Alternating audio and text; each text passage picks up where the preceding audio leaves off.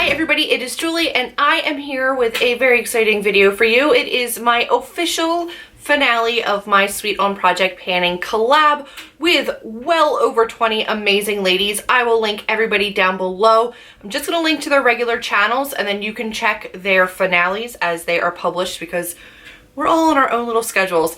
I did skip one update only because I was a little bit late getting like the second one up. So I didn't do a third before the finale. This would have been the fourth, but you guys know I'm doing what I can. So I am happy to be filming again. I was away for over a week from my filming equipment and I missed you guys. I will go over some of the products that I finished in my last update first, but if you're interested in my entire playlist for this collaboration, I will have that listed up above. It was a lot of fun, like so much fun to work with a lot of ladies in the panning community that I've been watching for a very long time, and everybody made amazing amounts of progress.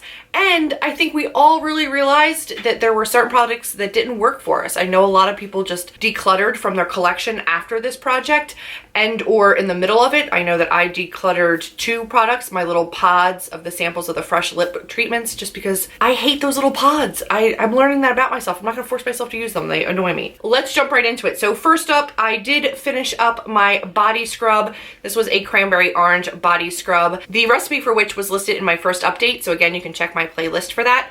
But I loved this body scrub, went through it pretty quickly. My next update, I believe I showed you that I had hit pan on both cream and champagne. So my goal was to hit pan on this, and this was my palette for January. So once February came around, I stopped using this, but I had hit pan on those already. So now let's get into my new finishes. First up being my Holly Berry Sparkling Berry Scrub. This was a lotion. You can see a line up here kind of wore off a little bit. This was where I was last update. Now it is fully empty. I really did like the scent of this. It was Christmassy, like pine-ish, but also sweet. And I realized that I just don't use body lotions enough, but this was really, really nice, especially after that scrub. So I'm gonna try to put more lotions into my project pans in the future because it was nice to actually get through this. So that is gone now. Let's go into my NYX Butter Gloss. You guys did help me to realize that this is see-through packaging. I'm just really bad about realizing that. I have gotten down to this line right here pretty consistently. You can see that all of the product remains down here. There's some trapped up on the side here just because I cannot swirl my brush around that area, but it's what I'm wearing today. It's what I've been wearing pretty much every single day, even over liquid lipsticks. But most days I've just been doing this kind of like overall look and then just this gloss to try to use it up. I think I'm actually going to pull the stopper on this at the end of this challenge and put it into like a little jar or something because there's no way to get to the bottom of this or around the sides with the stopper in. And then once the stopper's out, it gets too messy. So I think I'm just gonna put it in a pot and use my finger or something because I really do love this. It's the only gloss formula that I like. It's the only gloss I have. So I made some good progress on this and then I'll depot it and see how much is really truly in there. It's really hard to tell. Then let's go over some of my shadows. First up, I had Makeup Geek's Creme Brulee and this is what it looks like right now. So I have hit pan. And that was my goal. My goal was just to hit pan on this, and I did. I had no pan showing in my last update, but this time I do. And I think it's a decent size pan, so I'm really happy with that. Next up was Confection by Makeup Geek, and this one as well, I had no pan last update. And this update, you can see that I do. So I actually really ended up liking this one, especially because this month, while using my Wanderlust NYX palette, that's in my 1 month 1 palette, the only dark shade in that was a purple. So I ended up doing a lot more cool looks, and this is like a coolish, neutral leaning mauve-y pink color. So this worked really well in my crease as a transition shade. I ended up really, really liking it. And then this one I would use on my warmer golden days, like I have that on today, and try to use that through my crease and to darken up even the outer V before I went in with a darker shade.